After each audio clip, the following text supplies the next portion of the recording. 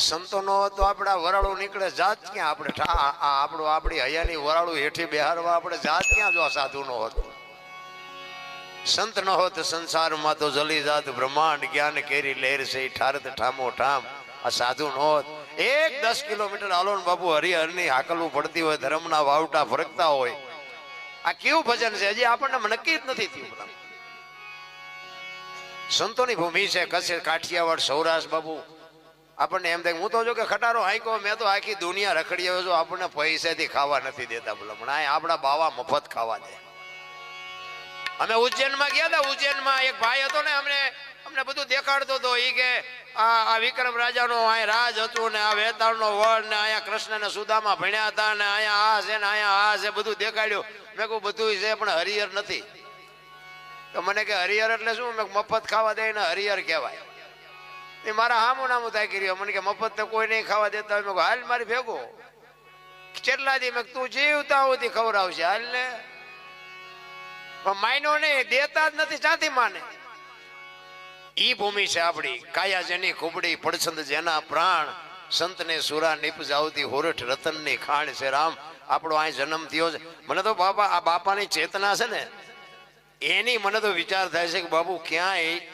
એની જન્મ ભૂમિકા ક્યાં અને હું તો એમ કહું છું કે બકરાણા ગામે ભાગ્યશાળી કહેવાય કે એવા મહાપુરુષને અહીં આવીને એનું હૈયું ઠરે અને અહીં રહેવાનું થાય એ તમારી ધરતીની કંઈક તાકાત હશે ને તમારી કંઈક કમાણી હશે કે એને અહીં હૈયું ઠર્યો મારે અહીંયા જ રહેવું છે અને એવો સમર્થ બાપુ સંત જે તમારી ધરતીમાં અને કોઈ નો કે મેં આને રૂપિયો આપ્યો તો કોઈની પાસે કે માગ્યું નહીં ટાણું અને એવી માં ભગવતી રવેશીનો જે બાપુ તાર ડાઈ ગયો હોય શું હવે આપણે એની વાતો કરી મને તો એમ થાય કે આપણને હજી કઈ નક્કી જ નથી થતું કેવડી બાપુ આ પૈસા છે ને એ નથી કરી શકતા બાપુ આ વગર પૈસા સાધુડા કરે છે તો આપણને હજી કઈ ભજન બાપુ એમના સમજાય એવી વાત જ નથી અને ભજન જો એમના સમજાય જતા હોત ને તો આખી દુનિયાને બાપુ વેરાગ લાગી ગયો એની માટે સદગુરુની જરૂર પડે બાપુ સારા સદગુરુ સિવાય બાપુ તમને આ મને ઉજે જ નહીં રામ પણ સંત સિવાય બાપુ કોઈ માણસ બાપુ માણા બનાવી શકે એવી વાત જ નથી રામ પણ આપણે વાતો બધી ઘણી કરશું ભજન છે ને ભજન જ્યાં ભજન છે ત્યાં વાતો પડી છે એમના ભજન કોઈથી બને નહીં એક વાણી એવું કહે છે કે બાપુ તમે કોણ છો ને હું કોણ છું એની જો ખબર ન હોય ને તો આપણે આંટો થયો એટલી ખબર મીરાબાઈની વાણી કહે છે આત્માને ઓળખ્યા વિના લખ 84 નહીં મટે તમારી બ્રહ્મણા ભાંગ્યા વિના ભવના ફેરા નહીં મટે હું કોણ છું એની મને ખબર હોવી જોઈએ તમે કોણ છો એની તમને ખબર હોવી જોઈએ નકર તો બાકી જાનવરે પેટ તો ભરી લેશે કૂતરા કાગડા ભેંસો ભૂંડડા બધું પેટ તો ભરી લેશે આપણે કોણ છીએ એની જો આપણને ખબર ન પડે માણસનો અવતાર જ એટલા માટે છે કે માણસ એક જ ભજન કરી શકે માણસ એક જ દાંત કાઢી શકે આ 84 લાખ યોની છે બધા કે લો આ ભેંસું ને તમે ગમે એટલું ગમે ખવડાવ્યું હોય ભેંસું દાંત કાઢે કોઈ દી કૂતરાને ગમે એટલું ખવડાવ્યું કૂતરું દાંત કાઢે પૂંછડી પટપટાવે દાંત ન કાઢે માણા એક જ દાંત કાઢી શકે માણા જ અટી મણના થોબડા લઈને ફરે છે તમે એક જ માણા કઈ કરી શકો એમ છો તો તમને હુજતું નથી એક તમે જુઓ તો તમને મને તો એમ થાય જીવે એવું જ હવે આવ્યું છે છોકરા કાજુ બદામની ઓગેઠ કરે બોલો આપણને પારલે નથી ચડ્યું જીવે એવું નથી આવ્યું કોઈએ થીગડા વાળું પહેર્યું લુગડું કોઈ પહેર્યું હોય અત્યારે ફાટલા પહેરવાનું ચાલુ કર્યું બોલો માણા ઓલા જીન્સ માં તમે જુઓ માથા વ્યાજા એવડા પહેર્યા હોય પાછા એના દુનિયા પાસે એમ કે આ બધા હારા વાળા કે એક આંગળી જાય એટલું હોય ને તો આપણી માવડીઓ કહેતી હતી લાય બેટા 2 ટાંકા લઈ દો ઈ આપણી સંસ્કૃતિ હતી અને શું દીવ ઉઠાડ્યો ભણી ભણતરની જરૂર છે એમાં મારી ના નથી પણ કાંઈક આપણી સંસ્કૃતિની ખબર તો હોવી જોઈએ ને આપણે કોણ છે એની ખબર ન હોય તો શું માણામાં જાનવર નગર બાપુ હળદીના ઘાટ ઉપર રાણા પ્રતાપનો ઘોડો પૂજાય છે સતાધારમાં પાડો પૂજાય છે જમરાળામાં ભેંસ પૂજાય છે કચ્છમાં દાદા મેકરણનો કૂતરો ને ગધાડો પૂજાય છે આપણું પાડો છે સારું નથી બોલતા ગધાડા કરતા બે થઈ ગયા અરે કોઈ મતલબ નથી બાપુ સંપત્તિનો એક સમજી લેજો જેનો સમય છે એની જ મજા છે સમય હોય ને ત્યારે બાપુ તમે ગમે કરી શકો સમય ક્યારે વિયો જાય કોઈને ખબર નથી તેથી રાંકા ગઈ નાખે એમ સમયની બલિહારી છે તમને મને મોકો મળ્યો છે કાંઈક કરી લેજો ગંગા સતીની વાણી કે 21,600 એમના માલ્યા જાય છે ભાઈ. બોલે બીજો નહીં, પરમેશ્વર છે પોતે, એકલ મઠા અવળા મથે બહાર જઈને પોતે. હરિદ્વાર વાળા કે સોમનાથ જવું છે, પાવાગઢ વાળા કે દ્વારકા જવું, તો સાચું ક્યાં છે? હમણાં તમે જુઓ તો પેલા કુંભમાં તમે જુઓ કીડી ઉભરે એટલે ઉપરાંત ખોટું છે મારી વાત નથી, પણ બધા કે જીએવી ગંગામાં નાઈ લે એટલે કે પાપ બળી જાય, ગંગાજીમાં નાઈ લે એટલે પાપ બળી જાય. ત્યાં ગંગાને કાંઠે રહેતા છે, રોજ ની ધૂપકા દેતા હોય, એમ પાપ બળી જાય? બધી મન મનાવવાની વાતો છે બાપુ. બાકી તો ગંગા જ છે, પણ અંદરથી તમારું કેમ છે એ તમારે નક્કી કરવાનું છે. એટલે ભજન માટે તમારે અનુભવી બાપુ મહાપુરુષોનો સંગત કરવી પડે. એવા કોઈ ભજનાનંદી પુરુષ, એવા કોઈ સત્સંગી પુરુષનો બાપુ અનુભવ કરવો પડે, એમના ભજન સમજાય નહીં.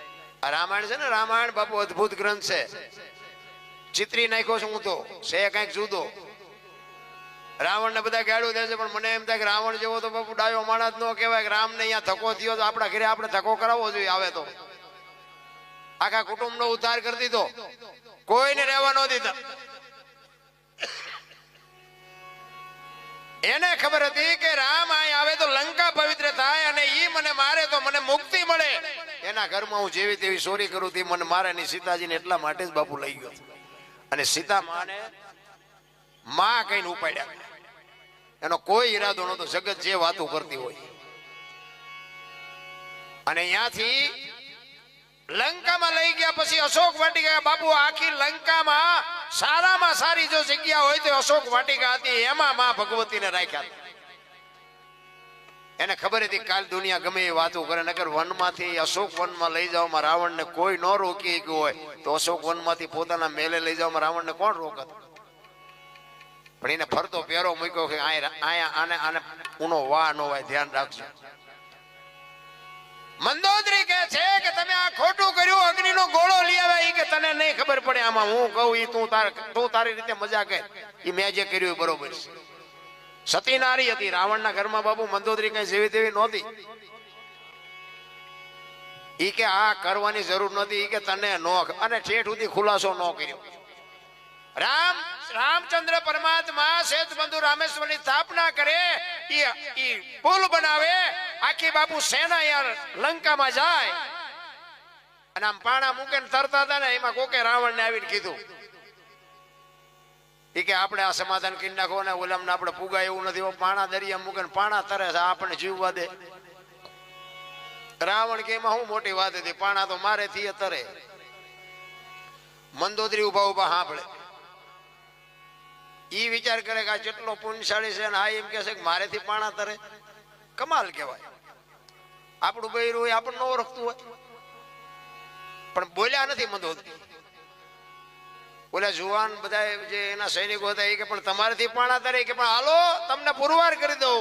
દરિયા કિનારે આવ્યા ને મંદોદરી ભેળા આવ્યા. એ કે મારે જોવું છે, અને હાથમાં તમે કે તમે કયો એવડો પથ્થર નાખો, તરે તે. અને રાવણે ઉપાડીને પથ્થર નાખ્યો, પથ્થર મીંડ્યો તરવા. બધા સૈનિકો બળમાં આવી ગયા કે આપણે રાવણમાં કાંઈ ઘટતું નથી, રામ જેવો જ છે રાવણ. પણ મંદોદરી વિચાર કરે છે કે આ એની શક્તિ નથી, પણ આમાં કાંઈક ભેદ છે.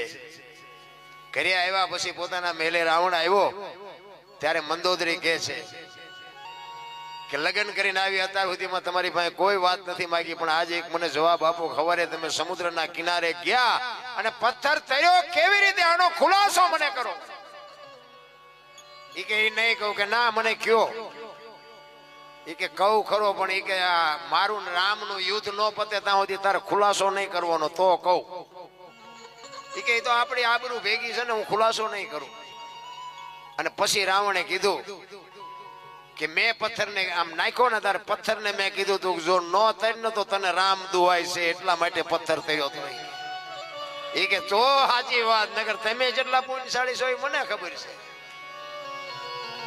રામ તો બાપુ, રામની શું આપણે વાત કરીએ. રામના નામથી જો પાણા તરતા હોય તો માણા નો તરે, પણ આપણે બાબુ બુદ્ધિના ગાળિયા થયા છે બધા. અને એમાં અત્યારે આ ભણતર ને આ બધું જે વધ્યું, ભણતરની જરૂર છે મેં કીધું એમ, પણ આ પૈસા ને વાહન ને મકાન ને તમે જોવો ને તો એકાબીજાના ટાંટિયા ખેંચવામાંથી જ બંધ નથી થતા. પેલા આપણા ગઈઢા એક બે ઘર મોડા હોય ને તો એને હાજે ખબર લેતા હતા કે તારા ઘરમાં કઈ ખાવાનું છે કે નથી, અને અત્યારે આપણું આપણને ખાવા નથી દેતા. બોલો, એવા બુદ્ધિના ગાળિયા થયા છે.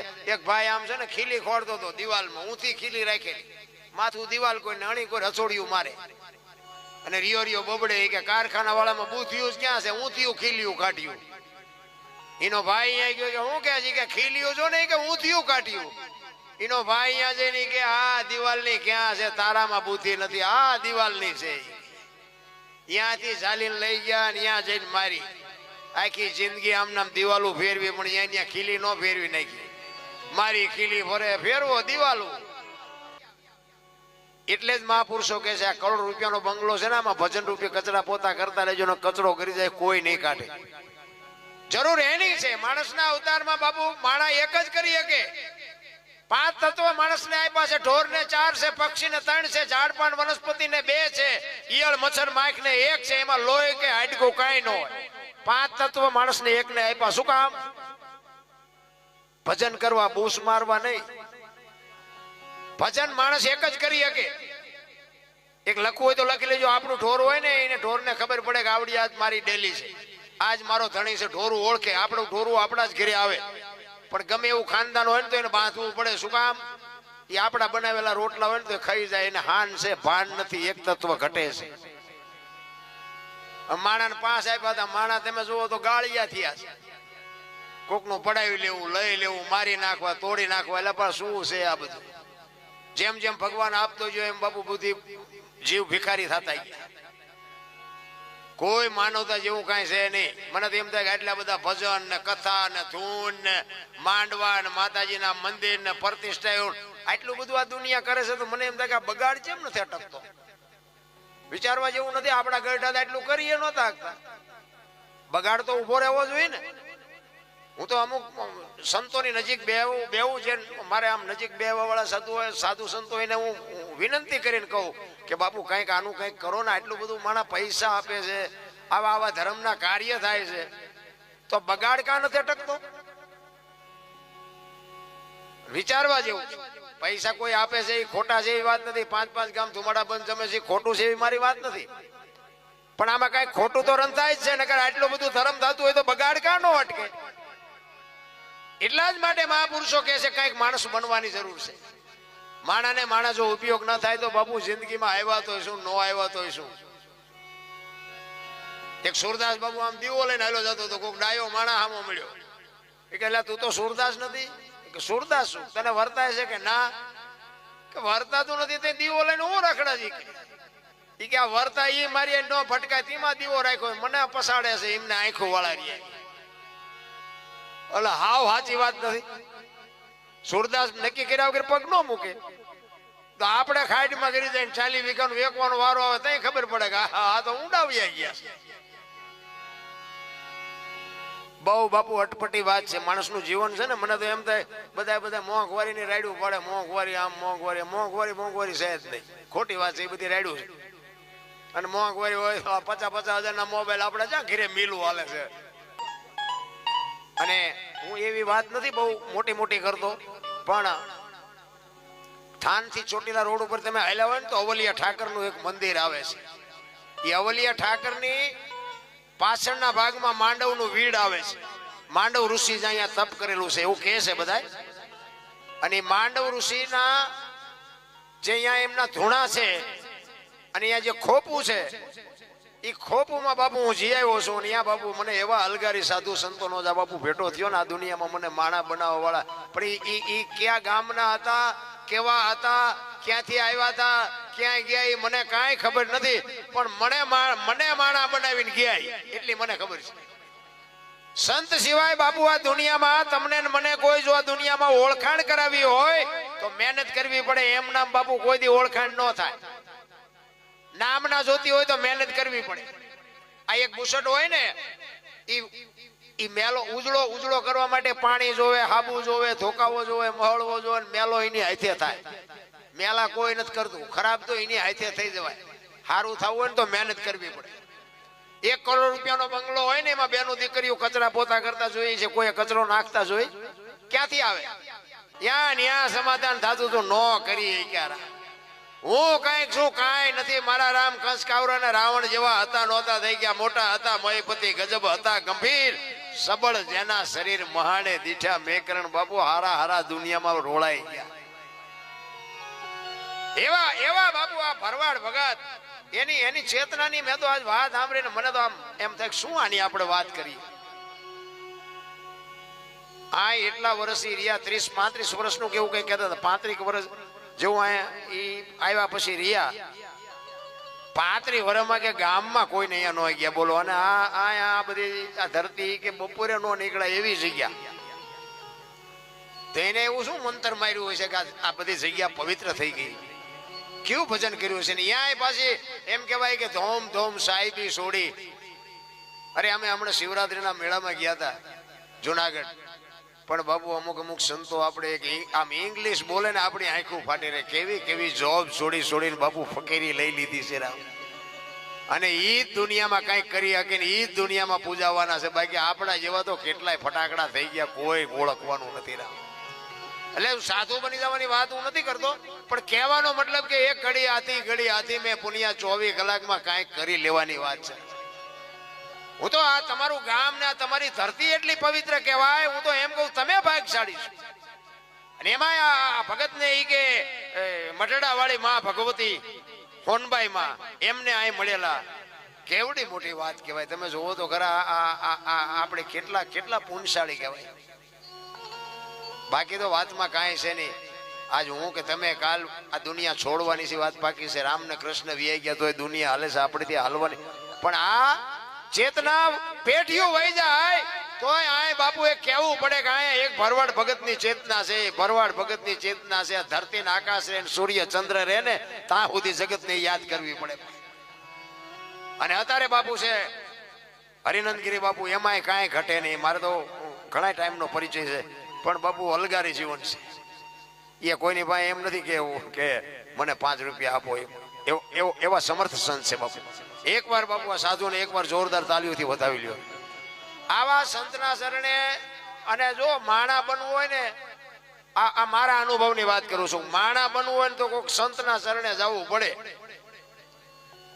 મને માણા બનાવ્યો હોય તો એક સંતે બનાવ્યો છે બાકી નકર આપણે કાંઈ ઝઘડા સિવાય કાંઈ કર્યું જ નથી આપણે ખટારાનો ડ્રાઈવર તો બાપુ 19મી કોમ નો કહેવાય ખટારો હાંકતો હતો ખટારાનો ડ્રાઈવર એટલે કોઈ સકાન ન લે રામ ખટારાનો ડ્રાઈવર એટલે છેલ્લામાં છેલ્લી ધંધો અને બધું રખડી આવ્યું આખું હિન્દુસ્તાન રખડ્યું પણ આપણા સાધુ જેવા બાપુ કાંઈ છે અને મને માણા બનાવ્યો હોય તો સાધુ એટલે કે આપણે મારવાનું ઝઘડા સિવાય કંઈ કર્યું જ નથી અને મારે મેં તો એટલો ખાતો છે નકરા માર્યા છે એવું નથી આપણે ઢીબ્યો છે એટલો છે હાંકડીમાં આવ્યો હોય મારે જ તેને હાંકડ થોડા કોઈ મૂકે આવી ગયા હોય તો પણ આપણે કોઈ ક્યાંય સલામ કરી નથી પણ અમુક સમય આવે ને પછી પાછું વળી જવાય પણ હું નહોતો વળી શકતો પણ મારો મેળ પડી ગયો બાપુ એવા સંતની જ્યારે બાપુ એક ભેટો થઈ ગયો ને